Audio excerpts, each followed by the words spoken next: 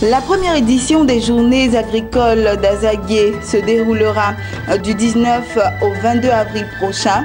Une plateforme qui permettra aux acteurs du secteur agricole d'envisager des opportunités capables de favoriser le développement des régions ivoiriennes.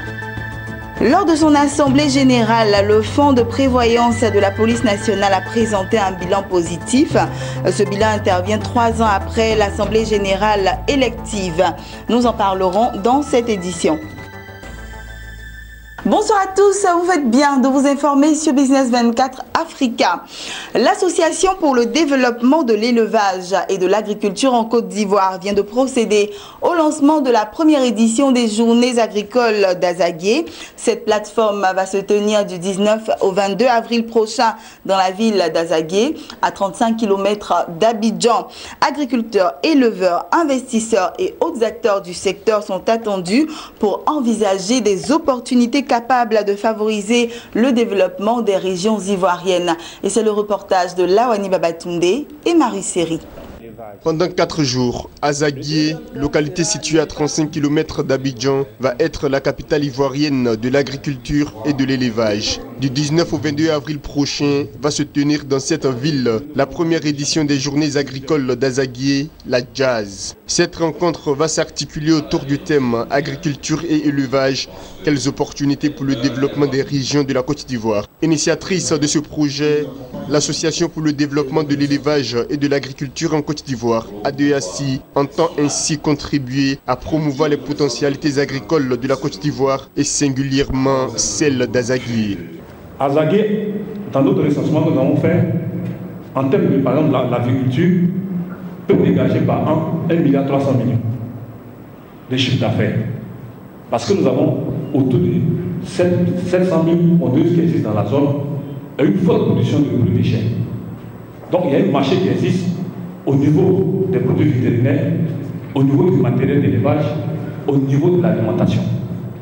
La zone d'Azagué, quand je parle de la production agricole, en termes de, par exemple, papaye solo, nous avons plus de 150 hectares qui existent avec une production moyenne de 400 tonnes, avec un chiffre d'affaires de tour de 66 millions, avec un emploi direct de 700. Azagué a été toujours connu depuis le passé à l'international par la production de la banane Oyo et la production horticole. Et aujourd'hui, Azagué continue de rester leader parce que nous avons plus de 600 hectares de bananes douces qui existent. Les professionnels des différents corps de métier de la terre et de l'élevage venus d'horizons divers sont attendus pour réfléchir sur les enjeux actuels et futurs du développement des régions de la Côte d'Ivoire. La question de la biosécurité des élevages, l'impact du changement climatique sur le développement agricole, la problématique du financement de l'agriculture et de la commercialisation des produits agricoles vont être également abordées à ces journées. 500 participants au quotidien, à savoir les professionnels des métiers de la terre et de l'élevage, les universitaires et la population ivoirienne sont attendus pour prendre part à des conférences, des expositions et des ateliers de formation. Le Fonds de prévoyance de la police nationale a organisé son assemblée générale mardi à Grand-Bassam.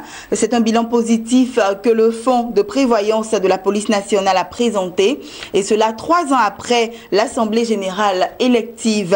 La rencontre de Grand-Bassam a également servi de cadre aux dirigeants pour définir les ambitions pour la mutuelle. Matsoubi et Marie Seri. Une assemblée générale ordinaire pour dresser le bilan de l'exercice social clos au 31 décembre 2016 du Fonds de prévoyance de la police nationale. C'est un bilan positif que le directeur général du FPPN a présenté. En 3 ans, la mutuelle a pu réaliser un bénéfice de plus de 500 millions de francs CFA, alors qu'il y a 3 ans, elle présentait un bilan d'exploitation négatif d'environ 1 milliard de francs CFA. Le bilan il est largement positif. J'ai fait la promesse aux policiers qu'avant la fin de mon premier mandat, je vais doter le fonds d'ambulance. Je l'ai fait. J'ai fait la promesse de leur donner une clinique digne de ce nom.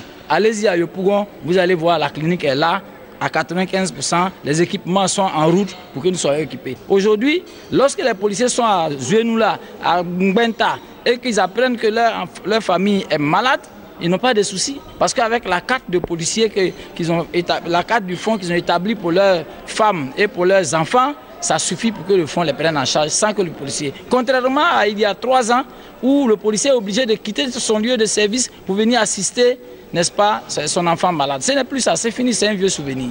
Le commissaire Kadiane Amoye Jacques a, au cours de cette assemblée générale ordinaire, demandé à ses frères d'armes de renouveler leur confiance en lui. Il est candidat à sa propre succession. Vous savez que dans ce bilan, nous avons eu à construire une polyclinique et non des moindres.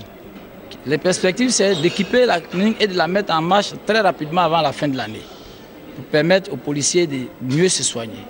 Les perspectives, c'est de faire en sorte, comme je l'ai dit, un policier qui est bien soigné et qui est mal logé, il est toujours un policier malade. C'est pour cela que j'en viens d'une mission où nous recherchons des partenaires solides pour la mise en œuvre des projets immobiliers pour toutes les forces de défense et de sécurité, en ce qui me concerne particulièrement pour la police nationale.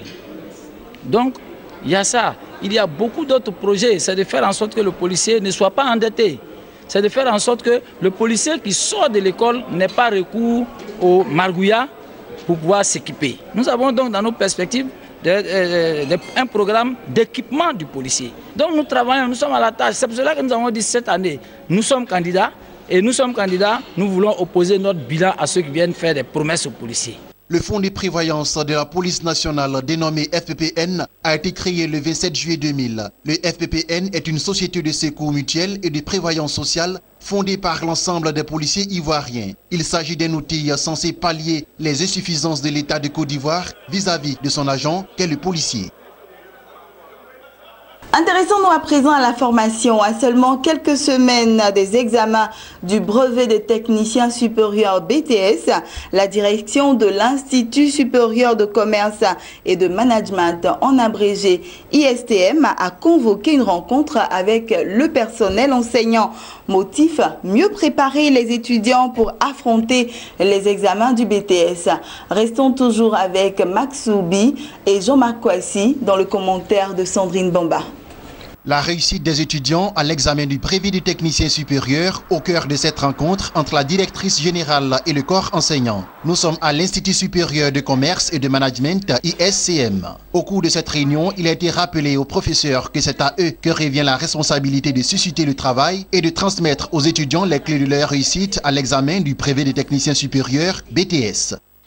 Nous sommes agréés, reconnus par le ministère. En dehors des cours magistraux, nous avons ce que nous appelons le tutorat. Donc le tutorat nous permet de suivre les enfants, d'encadrer les enfants tout au long de leur parcours pour qu'ils sachent ce qu'ils vont devenir demain. Nous sommes engagés dans la qualité, dans l'excellence. Et nous avons nos slogans qui dit l'ISM, le creuset des élites. On n'est pas élite qui le veut. On est élite, on le devient. Donc en passant par l'ISM, vous allez faire partie des élites. Alors, nous voulons véritablement des enfants qui sortent donc de notre institut avec des diplômes qui peuvent leur permettre de bien se vendre, de mieux se vendre, d'être à la hauteur, d'être compétitifs. L'Institut supérieur de commerce et de management ISCM est une école qui a décidé de mettre l'accent sur le développement intégral de l'intelligence à travers une formation innovante et responsabilisante. Des valeurs que l'ISCM défend à travers le programme post-BTS et la validation des acquis professionnels qui a pour but d'intégrer une formation de niveau supérieur à son niveau d'études initial. Ces programmes de formation s'adressent aussi bien aux étudiants qu'aux travailleurs. Tous ceux qui cherchent un diplôme pour compléter leur cursus peuvent se former ici. Au dire du corps enseignant, l'Institut supérieur de commerce et de management dispose des cours innovants facilitant l'insertion professionnelle. En tant qu'enseignant d'anglais, par exemple, la formation du premier semestre jusqu'au semestre 6, qui est le master, il y a l'anglais qui fait partie des modules des étudiants et même le chinois qu'ils apprennent. Donc du coup, c'est ce qui fait la différence entre nos étudiants et les écoles d'ailleurs. L'ISCM regroupe en son sein 7 branches spécialisées qui sont les filières BTS, les filières DUT, les licences professionnelles, les masters 1 et 2, le département langue qui comprend l'anglais, l'arabe, le chinois et le français. Ces diplômes sont la finance, comptabilité et gestion d'entreprise, informatique, développeur d'applications, marketing, gestion commerciale, transport et logistique, administration des entreprises et la communication. Et puis cette note triste dans ce journal, depuis le mercredi 5 avril, la nouvelle s'est répandue comme une traînée de poudre. Désiré Aloka, propriétaire du Parker Place, plus connu sous le nom de Désiré Parker Place, a tiré sa révérence des suites d'une crise d'hypertension. L'homme était connu comme un magnat du divertissement nocturne à Abidjan. Sa célèbre boîte de nuit, le Parker Place, en zone 4 dans la commune de Marcory, est connue pour être le temple du reggae à Abidjan. Avec le décès de Désiré Parker Place, c'est tout un secteur d'activité économique qui est plongé dans la douleur. C'était juste un club, ok, pour les gens qui aiment le reggae, venir écouter, partager ensemble les concerts, partager les vidéos, partager les sons et tout. Et ça, après que ça a commencé à s'élargir. Vérité, en vérité, vérité, ce sont les femmes qui tombent les hommes, c'est 32 femmes.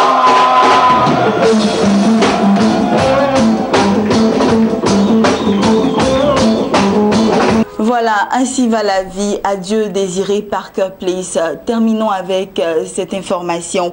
L'économie ougandaise devrait enregistrer une croissance économique de 5,5% durant l'exercice 2017-2018 contre une estimation de 4,5% au cours de l'actuel exercice et 4,8% durant l'exercice écoulé selon le Fonds monétaire international FMI. Les prévisions de croissance annoncées par le FMI sont inférieures à celles avancées récemment par le ministère des Finances ougandais qui table sur un taux de croissance situé entre 6 et 7% au cours de l'exercice 2017-2018.